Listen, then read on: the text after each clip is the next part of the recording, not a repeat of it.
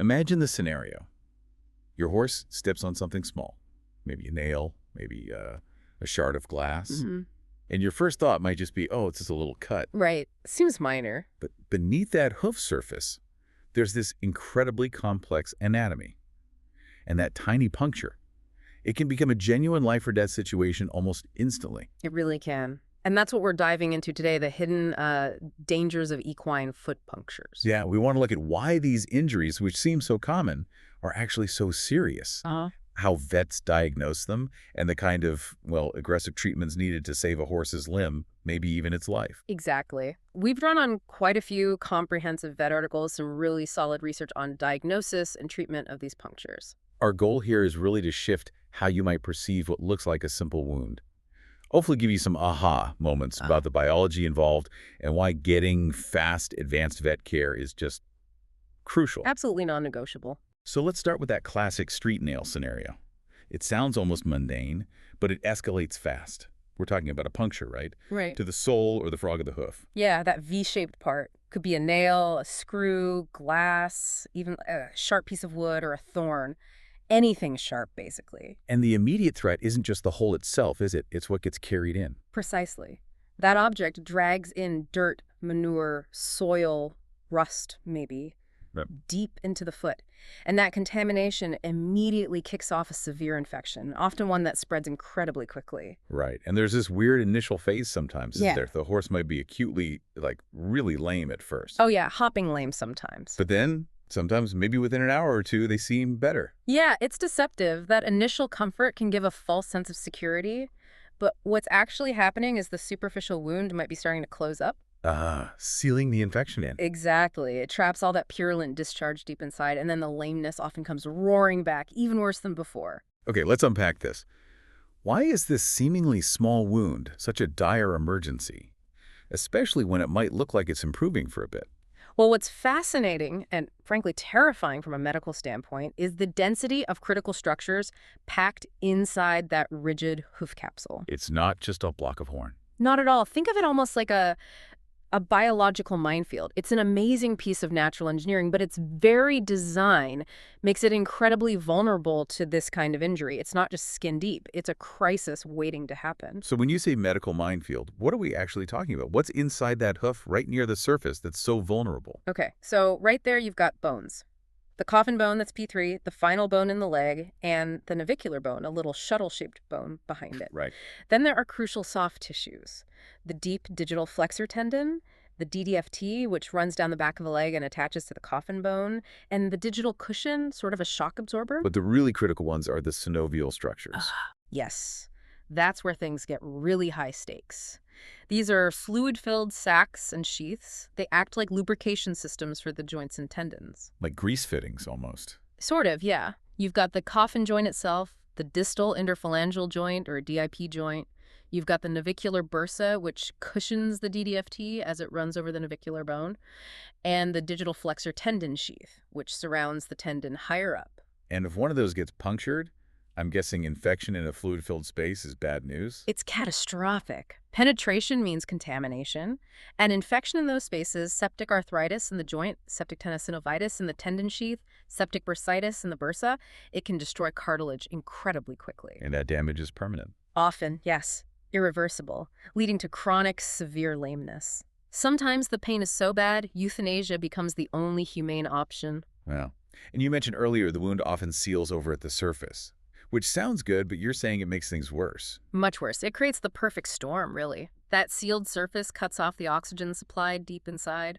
An anaerobic environment. Exactly, which is ideal for certain types of bacteria to just multiply like crazy. It promotes abscess formation deep within the foot, and critically, it allows bacteria like Clostridium tetani, the cause of tetanus, to thrive. Nasty stuff. And to make matters even more challenging, some areas inside the hoof, like parts of the navicular bone or the cartilage in the joint, they don't have a great blood supply. So it's hard for the body's defenses or even drugs to get there. Precisely. It makes it incredibly difficult for systemic antibiotics, ones given by injection or orally, to reach high enough concentrations to be effective.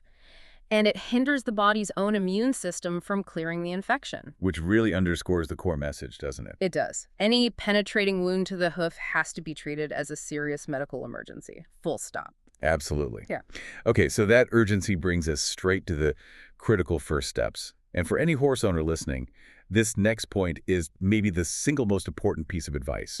If you find your horse with an object stuck in its hoof, what is the absolute must-do, or rather must not do? Do not remove the object. Seriously, don't pull it out. Why is that so critical? Yeah. It seems counterintuitive, right? You see something stuck, you want to get it out. I know, the instinct is strong, but pulling it out yourself can cause so much more damage. You might tear those delicate internal structures we just talked about. Worse than the injury. Yes, and you could introduce more contamination from the surface deeper into the tract. But crucially, you remove the evidence the vet needs. Evidence. Yeah. With the object still in place, the vet can use imaging, like x-rays, to see the exact depth and the exact trajectory of that wound. To see what structures might be involved. Precisely. That information is absolutely vital for figuring out the severity and planning the right treatment. If you pull it out, we lose all that. We're guessing. Okay, so rule number one, leave it in. What should you do then? Leave it. Now, if it's really long, say a long nail, and the horse can't put its foot down or it seems dangerous, you can carefully cut it shorter, but leave a few inches sticking out so the vet can still find it and see the entry point. And what if the object has already fallen out when you find the horse? Then you need to mark the spot immediately. Use a permanent marker, maybe some brightly colored tape around the entry hole. Some vets even suggest carefully driving a very small, short, clean nail right beside the original track, just enough to mark it clearly for when the vet arrives. Got it. So the vet arrives. What are they looking for initially? Clinical signs. Lameness is usually the most obvious sign, yeah. But, and this is really important, the degree of lameness can vary hugely. So it could be subtle. It could be anything from just mild discomfort, maybe the horse is just pointing the foot, resting it out in front, to severe, non-weight-bearing, hopping lameness. But the key thing is, the level of lameness often does not correlate with how bad the internal damage is. Wow. So a horse could seem only slightly off, but have a raging infection brewing inside. Absolutely. That's why you can't judge the severity just by how lame they look. Okay. What else does the vet look for in the physical exam? They'll do a thorough exam. Use hoof testers to pinpoint localized pain. They'll feel for increased digital pulses, that bounding pulse you can sometimes feel at the back of the pastern. Yeah. Check for heat in the hoof capsule or up around the coronary band. Look for swelling, which might be localized or could go up the pastern or even the fetlock. And sometimes you'll see obvious signs like pus, or maybe a foul-smelling discharge, or even some bleeding from the puncture site. Okay, so after that initial hands-on assessment, it's time to peek inside, as you said. What are the essential diagnostic tools? Right. So after the lameness exam, cleaning the hoof really well, maybe paring away some sole or frog carefully, the vet will often gently probe the wound tract, just to get an initial feel for depth and direction. But that only tells you so much. Exactly. To really see what's going on, especially if that object is still in there, radiography x-rays are absolutely critical. And you need multiple views. Yes. Several different angles, with the object still embedded. That's how you determine the exact depth, the direction, and crucially, which internal structures, bones, joints might have been hit. This is non-negotiable for planning treatment. And if the object isn't there, how do you map the tract on an x-ray then? In that case, the vet can gently insert a sterile radiopaque probe, something that shows up on x-rays, like a clean hypodermic needle or maybe a stiff sterile wire, into the tract before taking the images. It helps map the path. So what can the x-rays actually show you? What kind of damage? They're great for bone issues. They can show inflammation of the bone, called osteitis, or worse, infection in the bone, which is osteomyelitis. Sometimes a piece of dead bone, called a sequestrum, can form, which acts like a source of ongoing infection and needs removing. And fractures. Yep, fractures of the coffin bone or the navicular bone. X-rays are key for spotting those. Okay. What about the soft tissues? Tendons, ligaments, bursae? Do x-rays help there? Not so much. For those, we often turn to ultrasonography. Ultrasound is good for assessing soft tissue structures within and around the hoof, and it can help identify fluid buildup or fusion within those critical synovial structures like the joint or bursa. So layers of imaging, x-rays for bone, ultrasound for soft tissue. Is there a gold standard that shows everything? There is. For the most comprehensive picture, magnetic resonance imaging, or MRI, is considered the gold standard Why MRI? because it gives incredibly detailed images of all the structures inside the hoof capsule bone, cartilage, ligaments, tendons, bursae, even blood vessels and nerves. It's fantastic for evaluating subtle soft tissue injuries, bone bruising or edema that might not show on X-ray, DDFT lesions, problems in the navicular bursa, joint capsule damage. It's especially valuable when X-rays aren't giving clear answers. Sounds amazing. But I imagine there are downsides. Is it readily available? Costly? You hit it. While MRI gives the bad detail, it is expensive. And usually it requires the horse to undergo general anesthesia, which carries its own risks and isn't always practical or available in an emergency field setting. So it's not used in every single case, but it's invaluable when needed. What about CT scans? Computed tomography? CT is another great option, particularly for looking at complex bone structures and fractures in really fine detail. It's generally quicker than MRI and sometimes can be done standing sedated for the foot, but it's typically not quite as good as MRI for evaluating the soft tissues. Okay. And you mentioned something earlier about fluids. Synovial fluid analysis and a pressure study. How does that work? Right. If the vet suspects that a synovial structure like the coffin joint or navicular bursa has been penetrated, they'll perform what's called arthrocentesis. Tapping the joint. Essentially, yes. Under sterile conditions, they'll insert a needle and collect a sample of the synovial fluid. That fluid then goes to the lab. What are they looking for in the fluid? They'll check the cell count, especially looking for a high number of white blood cells called neutrophils, which indicates infection. They check protein levels, which also go up with inflammation and infection. And crucially, they'll culture the fluid to try and grow the specific bacteria causing the infection. Helps confirm infection and guide antibiotic choice later. Exactly. And then there's the fluid pressure study, which is really neat. How's that done? The vet injects sterile saline, often mixed with an antibiotic, into the joint or bursa they suspect might be involved. They put gentle pressure on the syringe. Okay. If that fluid then starts leaking out of the original puncture, wound down on the sole of the foot. Ah, it confirms there's a direct connection. Bingo. Confirms penetration and almost certain contamination of that synovial structure. Wow. It's a very important diagnostic step. And finally, blood work. Does that play a role? It can, especially if the injury isn't brand new, maybe over 24 hours old. A complete blood count, or CBC, can show signs of systemic inflammation or infection. And specific inflammatory markers like serum amyloid, SAA, or fibrinogen can also be elevated, giving an idea of the systemic response. Okay, so a whole battery of tests to understand the true extent of the damage. Now, treatment. It sounds like it needs to be fast and aggressive. What happens on site, emergency care, even before diagnostics might be fully complete. First things first, tetanus protection. Absolutely vital. If the horse's vaccination history is uncertain or out of date, they need both tetanus antitoxin for immediate passive immunity and a tetanus toxoid booster for longer-term active immunity. Double protection. Makes sense. What else? Pain management is crucial. These injuries are incredibly painful. So NSAIDs, non-steroidal anti-inflammatory drugs like fluniximab, which most people know as Banamine or phenylbutazone or Bute, they're given right away. And keeping the horse still. Essential. Strict stall rest immediately. You don't want them walking around, potentially driving the object deeper or causing more internal damage. And protecting the wound site itself. Yes. Gently clean the area around the puncture. Try not to flush anything into the hole at this stage. Then apply a clean protective bandage or maybe a hoof boot to keep any further dirt or contamination out until the vet can initiate more definitive treatment. Right. So diagnostics are done, maybe x-rays taken. What's the next major step, often involving surgery? Debridement and lavage. These are the cornerstones.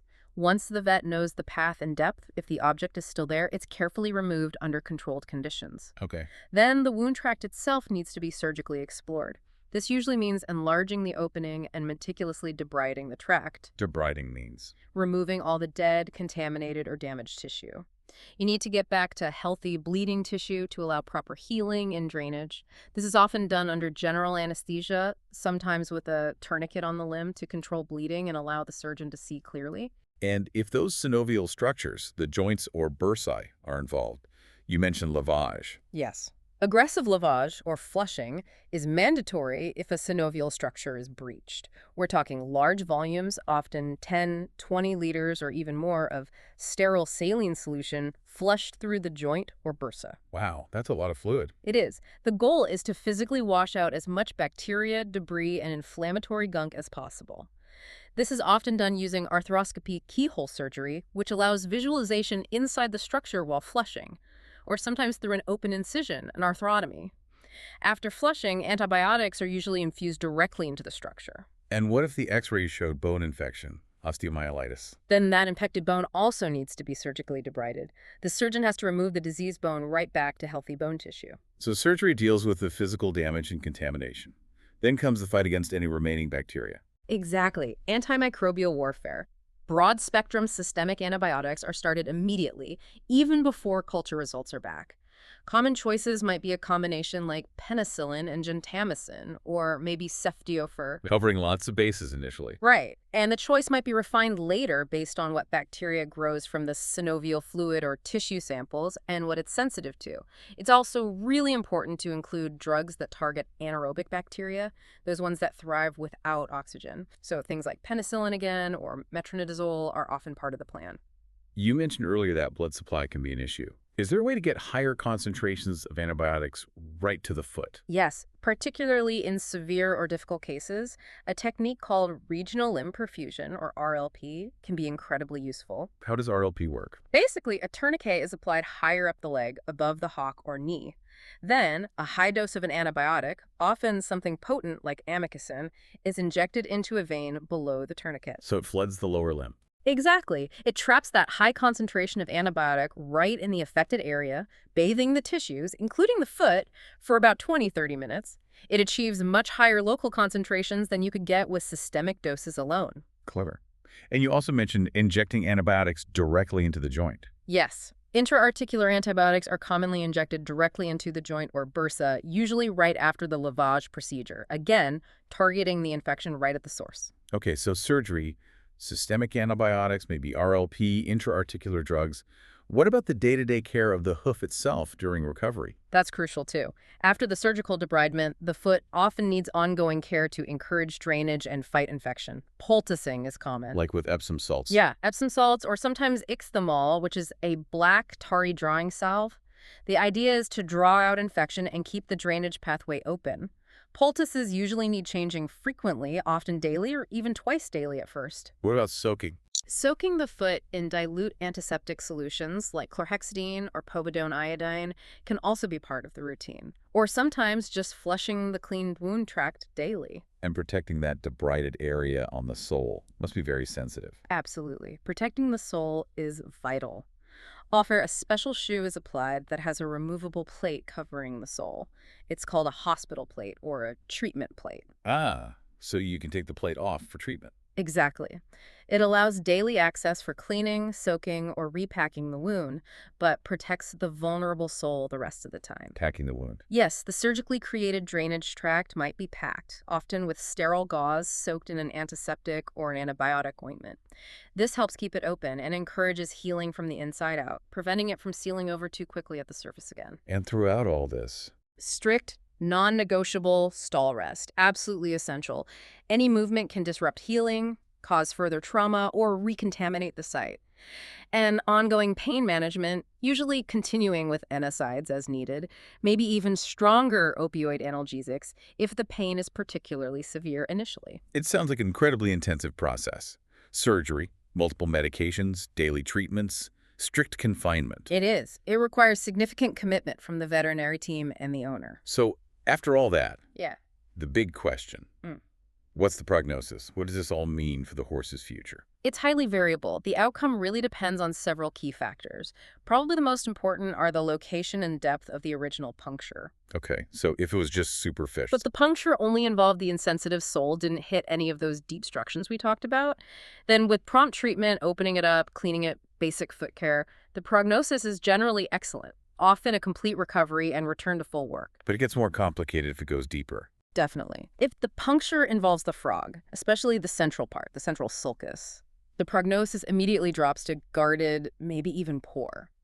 Why the frog specifically? Because directly underneath that central frog area lie those really critical structures. The navicular bursa, the DDFT, the coffin joint. Punctures there have a very high likelihood of involving one or more of them. Leading to those septic conditions. Exactly. Septic arthritis, septic bursitis, septic tenosynovitis. If any of those synovial structures are involved, the prognosis for future athletic soundness becomes guarded to poor, Even with the aggressive treatment. even with aggressive surgical lavage and long-term antibiotics.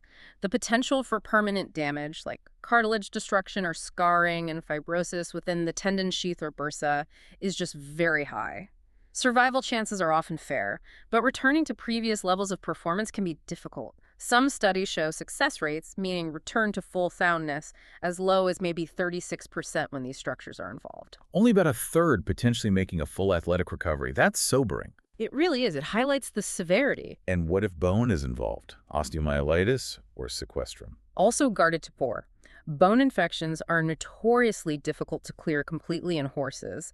They can require prolonged treatment and sometimes repeated surgeries. So location is key. What else dramatically affects the outcome? Timeliness of treatment. This is absolutely critical. We keep saying early aggressive intervention, and there's a very good reason. Why is speed so important? Because infection establishes itself incredibly quickly in these situations.